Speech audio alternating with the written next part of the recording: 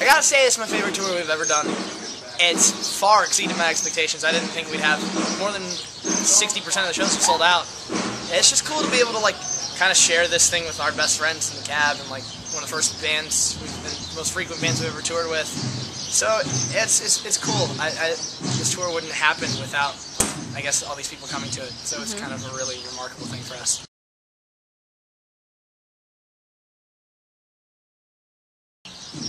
God, that's hard to choose.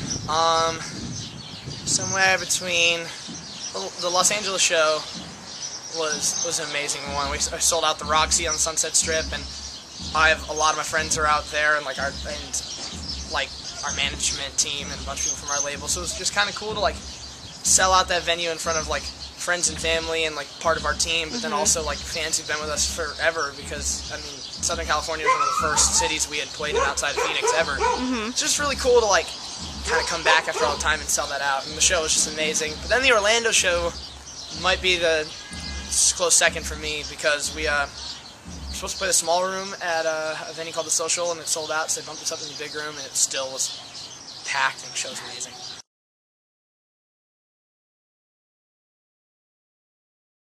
My dog, her name's Kelly, and she's the best. She's crazy.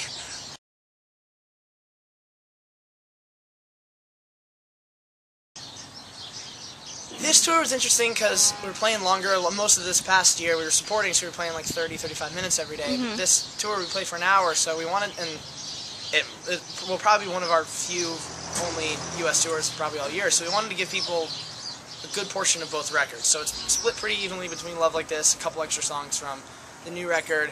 And this tour was fun. We got to like experiment with like new versions of songs, and like I actually played some instruments on stage, which I've never really done before. So this tour was probably the most interesting set list.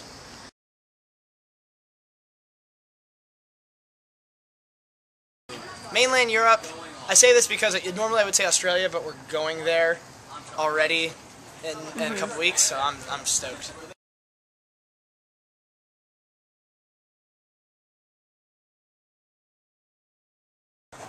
Ooh. Fun fact about the Somerset that fans don't know. I feel like fans know everything about us. That's the hard part with like the whole internet world, is I feel like fans know everything there is to know about us. Where to begin? I mean, a lot of them probably do know, but I bet a lot don't know that. I mean, John, Steven, and Jess have been playing together as like a trio for over 10 years now, which is kind of crazy. It's kind of like a core for us, because the three of them have been playing together so long that they know exactly what each other's going to do, like when we're on stage and whatnot. I think it's cool for improvisation and whatnot, because they know the way each other plays. Yeah.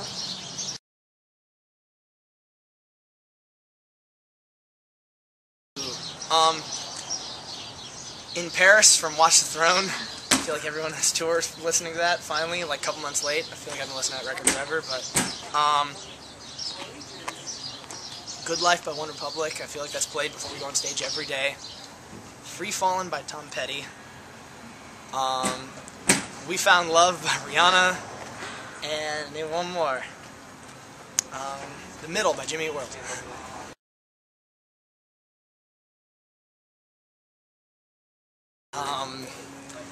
Nothing crazy has happened yet. It's still early. I'm kind of afraid for the end of this tour. I feel like, surprisingly, at least on my end, Alex is kind of a little prankster. Yesterday he ran up on stage in the middle of our set and made me take a bunch of shots, which I was not really happy about. But yeah, Alex likes to fuck around a little bit.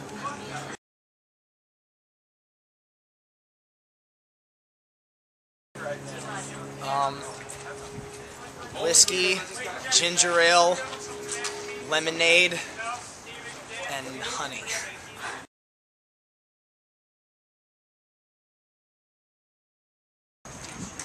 A lot of international touring. We're about to hit a lot of cities and continents we've never had before. And then hopefully by summer, towards the end of the year, we're going to start making a third record. Okay, awesome. Yeah.